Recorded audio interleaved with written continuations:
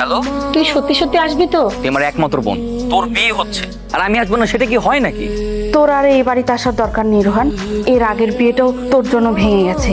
এবারও যদি কোনো ঝামেলা হয় তাহলে কিন্তু তোর বাবা একদমই তোকে ক্ষমা করবে না। মা, এসব তুমি কি বলছো? তাই বলে আমি আমার বোনের বিয়েতে আসবো না? না, আসবে না। তোকে যেন আমি এই বাড়ির ত্রিসীমানার মধ্যে না দেখি। যদি দেখি তাহলে আমি ভুলে যাব তুই আমার সন্তান। ইস, ভেবেছিলাম বোনটার সাথে কথা বলবো, কিন্তু কাবাবের হাড্ডিগুলো এই সময় করতে গেল। এখানে কি করছেন? আমি সেই বাড়ির বাবুর্চি। রান্না করতে এসেছেন, ভালো কথা। এটা কি আপনার রান্নাঘর মনে হয়? যেখানে রান্না করবেন সেখানে থাকবেন, খবরদার উপরে আসবেন না। লোকটাকে চোখে চোখে রাখতে হবে। খবরদার, তোমাদের দুজনকে সাবধান করে দিচ্ছি। ও যেন এই বিয়েতে না আসে। ও যদি আসে তাহলে কিন্তু বিয়ে ভেঙে যাবে। ভালোই হলো আজ রোহান আসেনি। এখন কালকে তোর বিয়েটা ভালো ভালোই হলেই বাঁচে। রোহান আসলে তোমাদের খুব অসুবিধা হয়ে যায়, তাই না মা? আরে স্পেশাল রাধুনী সাহেব, আমি তো মনে মনে আপনাকেই খুঁজতেছিলাম। রান্নাটা কিন্তু একদম ভালো হয়নি, কালকে আরো ভালো করে রান্না করতে হবে। কালকে বিয়ে বাড়িতে কিন্তু অনেক লোক আসবে, আপনার গোফটা একটু সাবধানে রাখবেন। হ্যালো আপু। তাই তুই কই? আচ্ছা, মা বাবা তোকে তো ছাড়ি দিল আর তুই ভয়ে আসলি না বাসায়? আমি যে তোর একটা বড় বোন, আমার প্রতি কি তোর কোনো দায়িত্ব নেই? আমি তোর বিয়েতে আসছি তো। তুই সত্যি সত্যি আসছিলি নাকি? আপনি আপনি এখানে? আপনাকে না আমি নিষেধ করেছি যেখানে সেখানে যাবেন না। রোহান, তুই তার মানে তখন তুই আমার সঙ্গে রুমে দেখা করতে গেছিলি? তুই আমাকে চিনতেই পারিসনি? কাজী সাহেব এলেই কিন্তু আমরা বিয়ের কাজটা শুরু করতে পারি। তুই এটা কোত্থেকে পেলি? যদি কেউ দেখে ফেলতো? আমি দেখেছি আপনি পাশের রুম থেকে কি চুরি করে নিয়ে এসেছেন। ভাবি, আমি নিজের চোখে দেখেছি উনি পাশের রুম থেকে কি জানি চুরি করে নিয়ে এসেছেন। আচ্ছা মোহনা, শোনো, তোমার সাথে আমার কিছু জরুরি কথা আছে। রোহান কোনো বাবুর্চি না, ও আমার আপন ছোট ভাই। যে ভাই জেল খেটেছিল, যে ভাইয়ের কারণে আপনার বিয়েতে ঝামেলা হয়েছিল, উনি সেই ভাই? কাউকে কিছু বলবেন না? সমস্যা নেই, আমি কাউকে কিছু বলবো না।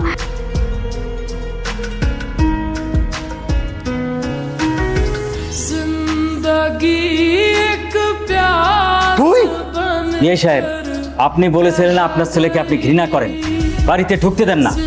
এখন আমি এটা কি দেখছি? তুই কোন সাহসে আমার বাসার ভিতরে ঢুকেছিস? বোনের বিয়ের জন্য বাবা। বোনের জন্য? তোকে এই বাসায় ঢুকতে আমি নিষেধ করেছি না? আমার কথা তোর কানে যায় না? একমাত্র বোনের বিয়ে তো, তাই না আসতে পারিনি। আর কেনই বাসবো না বাবা? আমি তো কোনো অন্যায় করিনি। যদি তুই অন্যায় না করে থাকিস তাহলে পুলিশ কেন তোকে ধরে নিয়ে গেল? কেন তোকে জেলখানায় রাখলো? বল। কিরে, তুই কিছু বলবি নাকি আমি বলবো? এলাকার কিছু ছেলে রোজ আমার আব্বুকে ডিস্টার্ব করতো।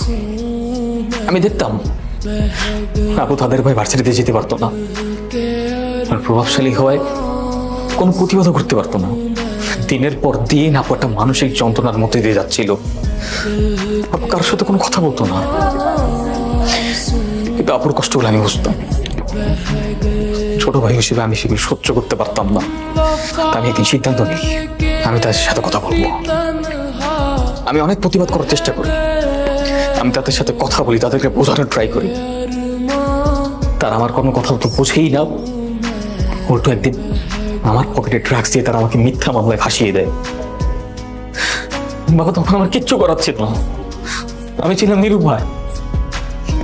তারপর তদন্ত শেষে আদালত আমি নির্দোষ প্রমাণিত হই। তাহলে তো তুমি নির্দোষ, তোমার কোনো দোষ নাই। এই কথাগুলো তুই আমাকে আগে কেন বলিসনি? কিভাবে বলবো বাবা? কখনো বলার সুযোগ দিয়েছো? আর যখন বলতে চেয়েছিলাম তখন তো আমি জেলে ছিলাম। আমি কতবার তোমাদের দেখেছি, কতবার তোমার সাথে কথা বলতে চেয়েছি, কখনো তো শুনুনি। বাবা, তুমি তো সবসময় ছিলে তোমার অহংকার আর দিমাগ দিয়ে, তোমার মান সম্মান ইজ্জত টাকা পয়সা নিয়ে। তুমি না আমাকে বুঝতে চেয়েছো না আমাকে শুনতে চেয়েছো।